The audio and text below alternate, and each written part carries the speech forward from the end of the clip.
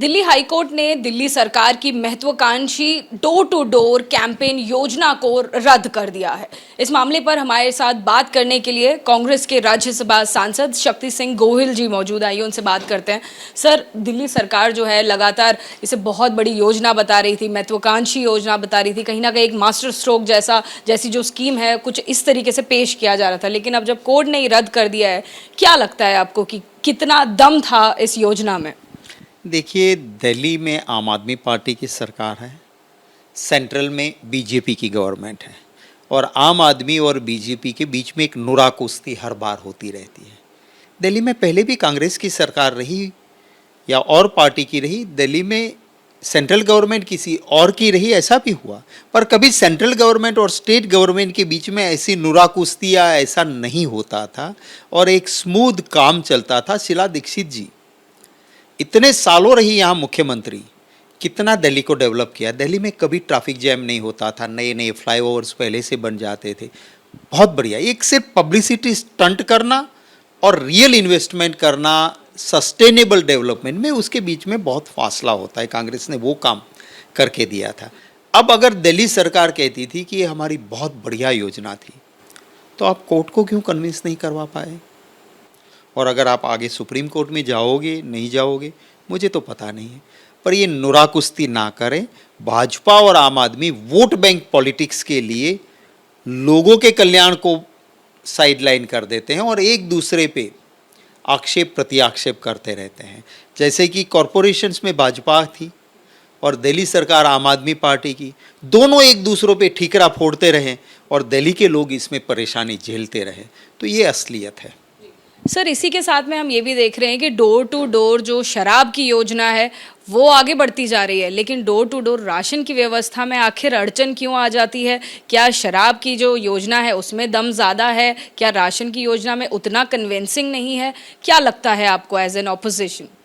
देखिए, शराब के मामले में भाजपा और आम आदमी एक हो जाते हैं दोनों, वहाँ फिर कोई नुरा कुश्ती नहीं होती है, क्योंकि शराब के ठेकेदार जो है वो तो आप जो कहो वो आपके लिए कर सकते हैं। ऐसे भी कहा जाता है कि पंजाब के चुनाव के लिए बहुत बड़ा फंड चाहिए था, तो शराब के ठेकेदार जो पॉलिसी बनाते थे वो आम आदमी पार्टी की सरकार कर देती थी और उसमें बीजेपी भी यहाँ के एलजी साहब को कह के कहीं रुकावट नहीं डालती थी, क्योंकि बीजेपी को भी अपना शेयर मिल जाता है।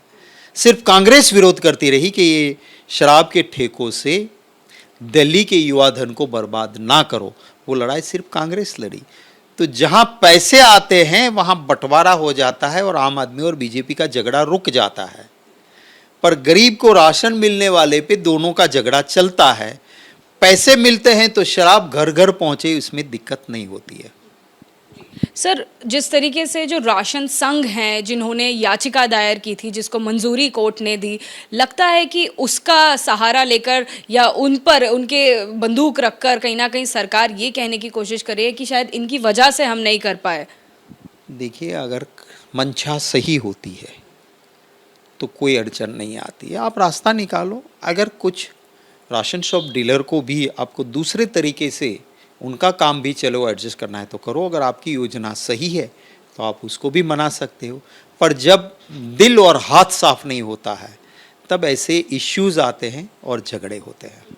आम आदमी इसमें कहीं ना कहीं हमें पिसता हुआ दिखाई दे रहा है, जो उम्मीद में बैठा था, जो उन्होंने खुद भी आंकड़ा दिया था कि 70 लाख या 70,000 से ज़्यादा लोग जो हैं उनको इस पूरी योजना का फ़ायदा मिल सकता है, वो तो उम्मीद में ही बैठे हुए हैं। सर देखिए, उम्मीद लोगों की बहुत थी, भाजपा से भी थी, आम आदमी पार्टी से भी थी। भाजपा ने कहा था 2 करोड़ नौकरियां, यूं काला धन आ जाएगा, आपकी जेब में 15-15 लाख आ जाएंगे। आम आदमी पार्टी ने भी यही आसमानी ख्वाब दिखाए थे।